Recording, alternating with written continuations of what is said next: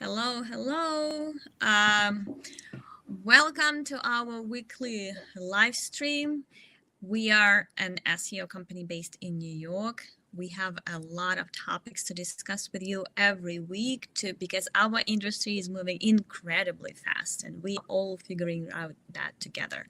So while we are waiting for people to join, a quick introduction. I'm Manny Smati. I have been in SEO for more than 20 years. Now I have co-founded my own agency. After about 20 years in the industry, I didn't do that for a good reason. I'm not good at selling. I usually for the whole 20 years I have been relying on my personal brand, which is something we are going to discuss today. That's why it's relevant. So I didn't have to sell anything. People would just come to me because they knew me. And the past year was the first year when I was trying to actually actively and proactively sell something else that's not done just by me. So that's a new territory for me.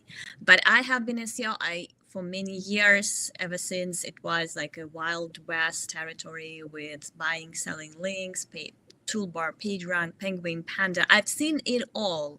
So it is even more exciting for me to be able to be still an SEO in this time when everything is changing and no one knows. Believe me, no one knows what is going to happen to digital marketing, to SEO, to search, to all those industries that have been around for not that long, but it's still the fastest pace for them to develop right now. So it is so exciting to watch. Today with me and always is April, my co-host. Very thankful to have her with us. She's the one who's going to bring up more questions from the audience, questions that she herself has because she doesn't have an SEO background, but she's more into social media, into design, into outreach, building relationships with both peers, influencers, customers, all of those. So she has a huge background, but just not in SEO. So that's why she brings that fresh perspective to these talks. By the way, we are streaming to multiple social media platforms every Wednesday, 1 p.m. EST. If you want to know what the topic is going to be every week, please subscribe to my newsletter andsmarty.com. And I always announce if I don't forget. Sometimes I do, but usually I do announce weekly topics over at andsmarty.com, so you'll get a newsletter and you will know what is going to be discussed today, Wednesday, 1 p.m. AST. I think we will start going more organized with this live broadcast. Maybe we will create a landing page so that we can refer people and give instruction on how to join every week. That's my plan. We will start working on that this week or next week, depending on our workload. But please subscribe andsmarty.com if you want to know what's going on in the search industry.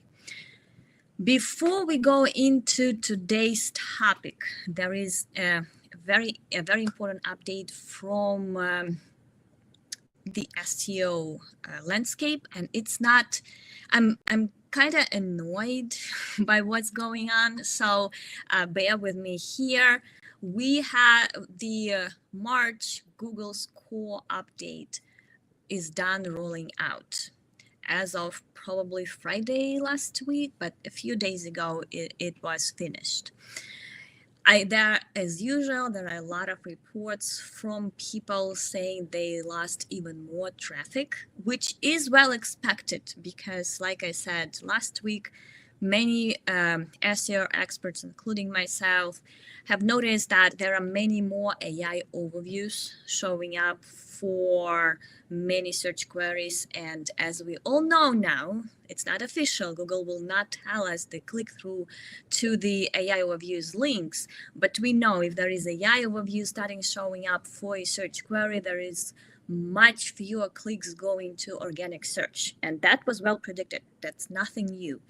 What is my in irritation, like I'm very annoyed because I have my favorite blog in marketing industry, and I will not name it because it's a brand. I don't want people to start analyzing it or start discussing it in that light, but it's such an authentic publication.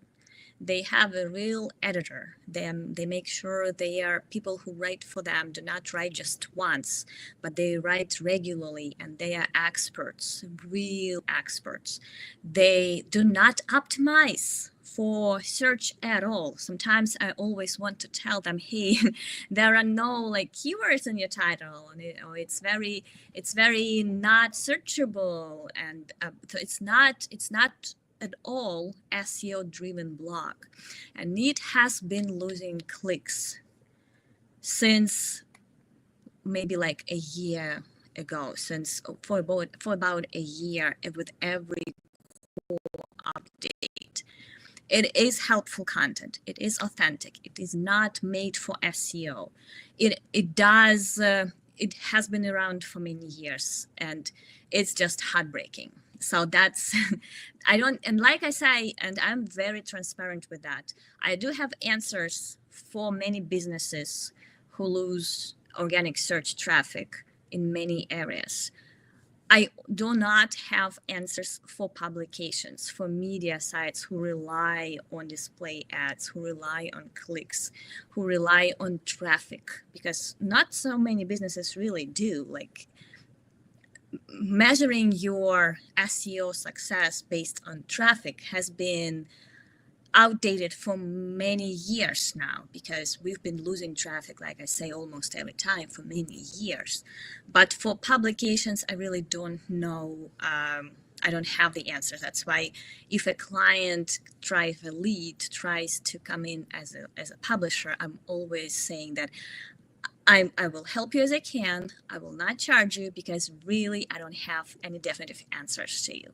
And that's been since Helpful Content update. I don't know how that business model of being a niche publisher can survive just by being a publisher like they used to, like providing free useful content to the audience, which is priceless. I love the internet because you have access to those to free useful content by niche experts you would never have found otherwise. And Google killing all those independent experts and publishers who were willing to provide their expertise for free just because they cannot make money by ads is really heartbreaking. So we will see. I still hoping that we will find all those answers with some time. But for about 2 years now, it looks very bad for publishers. And I even have my favorite publishers who are struggling, and they're my friends, and I know exactly where they're coming from and how careful they are about their editorial process and expertise from publishers and the links and everything. But it's still heartbreaking to watch.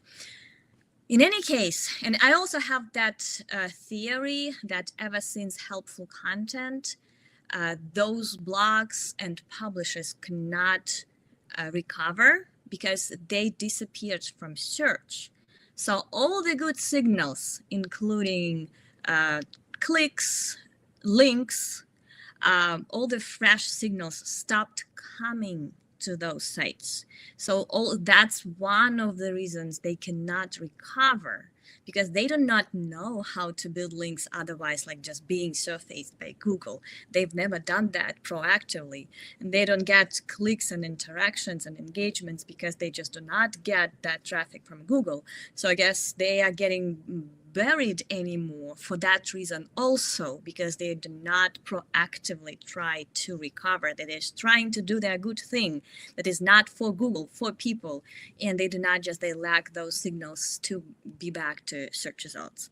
So with that, sorry I took so long, but core update is an important topic to discuss. And now that it's done rolling, check your Google traffic, check your search queries, check your whatever you do to measure your organic visibility, which is also a very fluid topic at this point. We're also still figuring that out, how to measure ROI from SEO and what to do in that.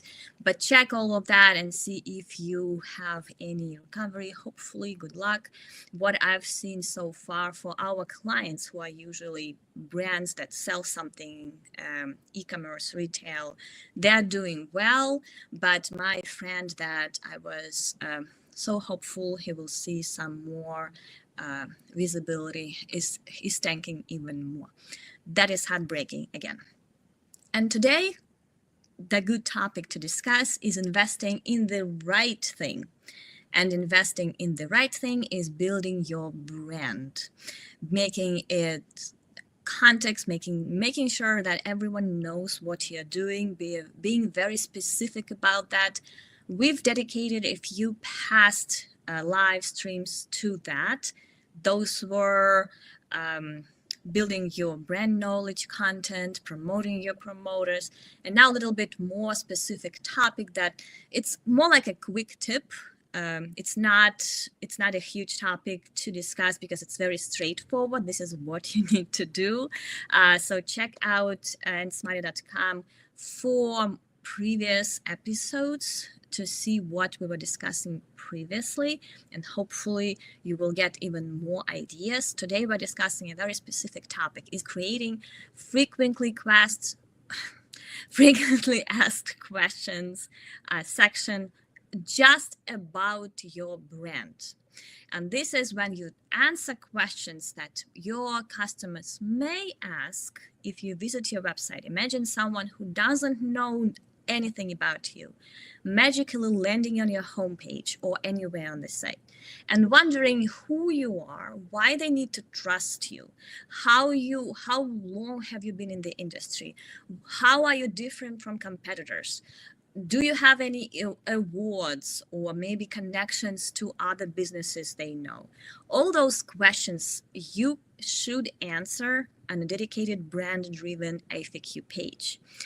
And we have a very cool quote from one of my from one of my follower subscriber about Jeremy. April will bring it up. I feel like on the radio. Yes, thank you. And it's a very long comment, but the nice thing, and I agree very wholeheartedly with that, is that your site is no longer just for your visitor. It is also for all those AI bots, AI agents, smart assistants, ChatGPT, generative AI, all those AI bots that learn who you are, and then they act as middlemen, and then they talk to your future or potential customers about why your brand is so cool. And this is exactly what your FAQ should look like. It's not just for people. And I know in SEO, everyone loves talking about not creating websites for search engines, creating websites for people. I'm sorry, it's not a popular opinion, but everyone in SEO, trust me, thinks that way. They do not say that. So I will say that. I will tell you exactly what it is. From day one till now, we still have to do something just for bots, not for people. Even schema, and we discussed schema many times during this live broadcasts. Even schema, it's just for crawlers. It has nothing to do with people. People benefit in no way from you using schema. Sitemaps, schema. Technical SEO is mostly about pleasing search bots, and it's not usability, it's technical SEO, making sure that search bots, crawlers, now AI bots, can easily access and crawl your website. So when people tell you, when experts, SEO experts tell you, no, we do not do anything for search engines, we only build websites for people, that is not true. And the same way, and the same truth goes with that branded FAQ section that we are talking about now. It's not really for people. It's making easier for crawlers and AI bots to understand what you are doing and why you are an expert, why you should be recommended in response for related prompts. Who is the best SEO? Who is the best lawyer? What's the best restaurant? Your FAQ can tell AI agents exactly why you have to be part of the answer to related questions or related prompts. Same with Google. Its FAQ has been historically one of the SEO friendliest methods to kind of make it easier. Think about that as an HTML sitemap or even XML sitemap. It's making easier for a search bot to understand the structure of your website. Same with ACQ. It's making easier for bots, whether it's search bots, whether it's AI bots. I think that in the future, they will be the same thing. It's making easier for them to understand what your company is doing, why it should be the answer to a particular problem, and in which context to suggest or recommend your company or your product to those people that are searching for related products or solutions. So that's the point of this. It's, if you want to know, yes, if people land on that page, make it usable, make it interesting as well. But the point here, it's really at this time when people start using AI more and more, we have to optimize for those middlemen who make buying decisions on people's behalf. People ask them for recommendations, and ChatGPT, Gemini, Claudia, whatever, DeepSeek, they all have to find the answers, and they will find answers if you tell them why you are the best. How to find answers, questions that you have to answer on that FAQ page is pretty straightforward. I've written about that several times. There are many tools, many methods, including using keyword research, researching your competitors, researching communities that discuss you and your competitors, asking your customer support, asking ChatGPT or Gemini, what would you ask if you landed on this page, or what do you think our customers are asking about our company, what we should answer. All of those methods, combine them, you will have lots of questions to answer. The big thing is to answer those questions very clearly, very concisely. So the answer should be like 2-3 sentences at most, and very, very factually. Avoid any vague languages. I have a client who has a very vague website, not because they chose that, but because they have many levels of editorial process. They are not allowed that they are doing this. They cannot say that they are doing that because there is a conflict of interest at every corner. So they have to be very vague on every page. And when I come in and say, no one will understand what you're doing, including AI and Google search. And that's why you're not ranking. We have to come up with the language that your customers are using, so that they were able to discover you. Same with FAQ. Be very, very clear and factual. Make sure that you include your pricing as precisely as you can. Make sure you mention actual companies and even link to them, which you collaborate with in any way, because there is a connection of entities that Google loves. Make sure you say exactly what you are doing. Do not be vague about that as much as you can, as clearly as you can. Make sure that your, 8-year-old kid reads that FAQ and understands that. I mean, generative AI is pretty much the same level of intelligence at this point. So make sure you optimize for so clearly that anyone, including an 8-year-old kid, could understand what you do just by reading that FAQ, why you're the best, why you should be trusted, what the expertise behind your brand is, what the history of your brand is, how you are different from your competitors, what is your competitive advantage, why you decided to do that, who is your ideal customer. All of those questions, but I mean, it depends on your business, of course, but those are just examples. But all of those questions should be answered as precisely, as clearly, as concisely as you can. And that is, imagine that is a map for your HTML map, XML sitemap for AI bots, which Google is also using at this point. So it's for Google as well. If you're just worried about Google at this point, it's for Google too, but it also will be beneficial for other AI bots as well. And I have just one note. I think Lisa from also one of my subscribers brought up at some point to my newsletter. I think that was a very good point. I brought it up earlier during my other newsletters and episodes, but it's a good reminder. So it doesn't, the creating a very detailed but concise FAQ page on your website is just the first step. Make sure when that is done, you also optimize your LinkedIn bio, your company pages, maybe your bios over Substack, whatever platform you're using, Medium, wherever you can create quick FAQs there as well, so that anywhere about lands, they can read and understand more about you. So distributing, repackaging, reusing your FAQ is also a great way to give even more, to get even more control over that narrative that your brand has. And with that, I can now breathe and have your questions and comments.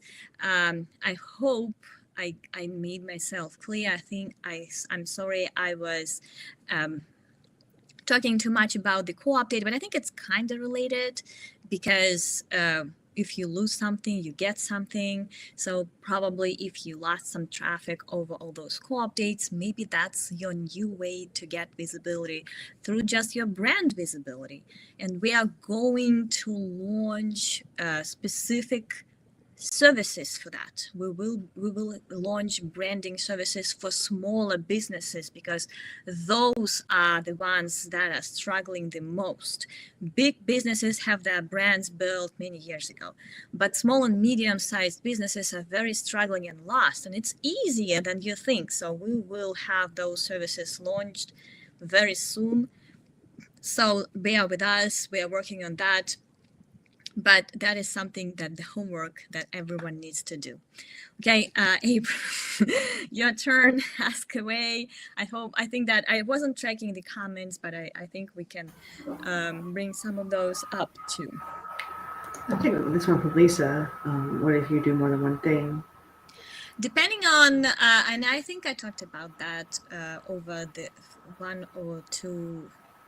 one of those previous episodes, depending on how different things that you are doing, if those are related. For example, I do guest blogging, SEO. I did guest blogging, but I'm still well known as a guest blogger. So in my career, I've been doing SEO community management, SEO reporting, SEO magazine editing, SEO analyst, and link building. Now SEO founder. All of those are SEO. All of those contribute to my experience, even when I was managing SEO forums, or when I was writing or editing an SEO publication, search engine journal. Those were still very tightly SEO related. I communicated to people. I wasn't doing SEO audits at that point, but I was talking to people who did. I edited their work. I wrote myself. I was very well connected to SEO for the whole time. Now I also like traveling. And I have a little travel blog. That part I do not mention in my SEO FAQ about page. I mean, I can mention, but I don't link to it. I don't try to make it part of my, it can be relatable. I like traveling, but I do not link to those websites. I don't want Google to even connect those two things because those are so different. So everything, if you do a lot, which I've historically been doing a lot for my whole SEO career, but it's all about the same thing, I would of course keep that all together. If that's something totally unrelated, I'm not a travel blog and I don't want to confuse, I mean, I have a travel blog, but I don't want Google to confuse those two things and even try to figure out where I'm actual expert. Not because I'm afraid or anything, but I don't want to confuse those two brands at all. I keep them separate. I even use different names. I don't know if anyone knows, but Nsmarty is not my real name. So for my travel blog, for example, can use my real name. So I keep those brands separately. That's my point. I don't want to confuse my readers. Those are totally different audiences, totally different expertises. I'm not sure if I'm travel expert, but anyways, let's say it is. So I don't want to confuse anyone, and I keep those separately. That's and FAQs would be absolutely about different things if I were to put them on those two different entities, different lives that I'm living. Just this is like a funny comment, but as a side note, today is National Walking Day, and Anne's an expert at walking everywhere. And it's so cute, my sneakers. I actually feel bad because I have the same sneakers for like a year now, and I love them so much. I wanted to buy more, and they stopped selling them, so I keep wearing the same all the time. I just could not stop myself. And now when you finally find something that you really love, you can yeah. So it's becoming part of my brand at this point. I have to pull up my questions. I had them. Sorry. The sample. I know. Right. Is asking about this sample. See, here is the problem. I cannot show my client sample. I did not have time to create one for myself. It is the plan. I will definitely work on that.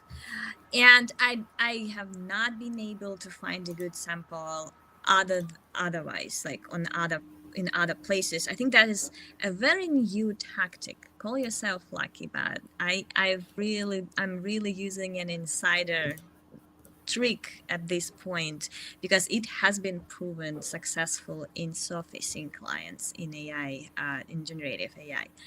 But not many people talk about that. So let's have a deal. I will create a sample for our company. And I will share with you, Lisa, privately, and maybe we will discuss that case study at some point. It's not there anymore yet. Like I said, I'm behind working on my own websites. Historically, that has been that way. This always the last thing I do is working on my site. It's usually the client site, but I will definitely create one and I will share with you, and that will be the sample because I cannot share the client samples and I cannot find good examples other than that. Okay, one more. Well, I guess we have time for one more question for me. Are there any disadvantages to having like a lot of questions answered on your FAQ page? Let's say like 20 to 30 questions. I will say 20 to 30 is a good amount. It's not too many. I've seen people, I mean, those are, again, behind the scenes talks. Not many people are publicly talking about this tactic at this point. You will see many more talks about this in like 6 months or so. Right now, it's a very insider trick. And I've seen people who are trying this method saying like 50 plus questions. I think that is a little bit too much, but no, so far we haven't seen the maximum amount that would work. It sounds like 20, 30 is a good, is for me, I feel like it's the optimal. I wouldn't recommend going more unless you're like you're a huge company. I assume Amazon would have 50 questions answered easily. But if you're a small company like say Smarty Marketing, do not repurpose the same question again and again. Remember, it's not SEO, traditional SEO. Like 15, 20 years ago, we had to an optimized page for each specific keyword string. We would even create different pages for singular and plural from the same keyword. That would be two different pages. It was long time ago, but this mindset is still there. People think that, okay, now I will create a separate, I will write a separate answer for all kinds of combinations of the same questions that people can ask, but it means the same. AI is smarter. They understand that's the same question. You understand that too. So do not repurpose the same question throughout the page. Those should be all different questions because prompts can be phrased in different ways, but AI understands it's the same question. Google understands that as well because it uses AI as well. So do not go crazy with like as many questions as you can come up. Great if they are all different and they mean different, different intent, different meaning, answer all of them. But as soon as you find yourself answering the same question again and again, just because you think it's like, it's people also ask it, also it's I found it in keyword research, and also my customer phrased it differently, but it's the same question. Answer it once. Do not overdo. AI understands much better than search engines 20 years ago. So I hope this live stream gave you some ideas. We really need to check if we are streaming everywhere because I feel like Twitter may be struggling and Instagram as well. But please join us every week, Wednesday, 1 p.m. EST. LinkedIn is the easiest because it creates the landing page before live stream so we can promote it and you can subscribe or RSVP for it. So LinkedIn and Smarty, find me on Google and it ranks very well for my personal name. Connect to me, subscribe to my newsletter, and you will be notified of all those events that are coming. Twitter, Facebook, or YouTube, we also stream there, so feel free to watch us there as well. And Smarty.com is where I announce all our weekly topics, and we promise to work on some kind of a landing page that makes it easier to join us every week, because we do have interesting stuff to discuss with you, and I promise you will come out of every live stream with some actionable ideas that you can implement right away. Thank you so much. Have a great week. See you next week at 1 p.m. Wednesday. Bye. Bye, everyone.